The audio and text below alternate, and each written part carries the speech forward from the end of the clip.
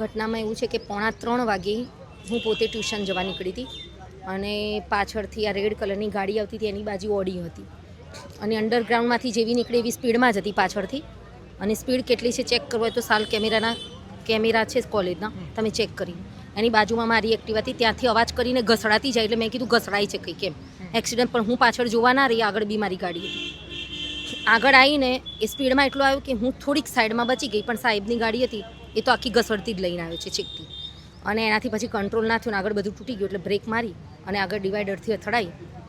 જેવી અથડાઈ એવી એને બ્રેક લાગી જ ગઈ, ઓચિંતી નથી જ વાગી, એટલા માટે લાગી ગઈ. અને લાગી એવી તરત જ સાહેબે બ્રેક મારીને એને ઊભો રાખ્યો. અંદર 2 માણસો હતા, એક નાસી ગયો જે ચલાવતો હતો, બાજુમાં જે છોકરો બેઠો હતો એને પકડી લીધો છે. એને એમ કીધું કે તારા માલિકને બોલાય.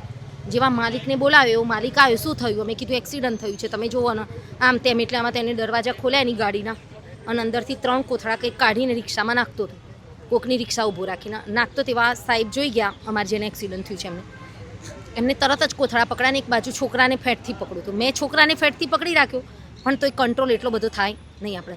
છતાં એક કોથળા પકડ્યા અમે, રિક્ષામાંથી તરત ફેંક્યા, ફૂટી બી ગઈ. તો અંદર જોયું તો દારૂની બોટલો નીકળી.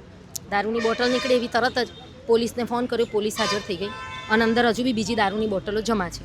બરાબર, અત્યારે મીડિયા બી આવી ગઈ છે, પોલીસ બી આવી ગઈ છે, આગળની જે કાર્યવાહી કરે ખરા. અને સાહેબ પોતે છે, કમાન્ડોના મેન સાહેબ છે, એટલે અત્યારે પોતે તો ઓન ડ્યુટી પર છે એટલે આવી શકે એવું નથી. પણ હું પોતે બાજુમાં એક્ટિવા વળી હું પોતે બી હતી, મારી એક્સિડન્ટ થતાં રહી ગયું છે, એટલા માટે હું પોતે આપી શકું છું અત્યારે બરાબર.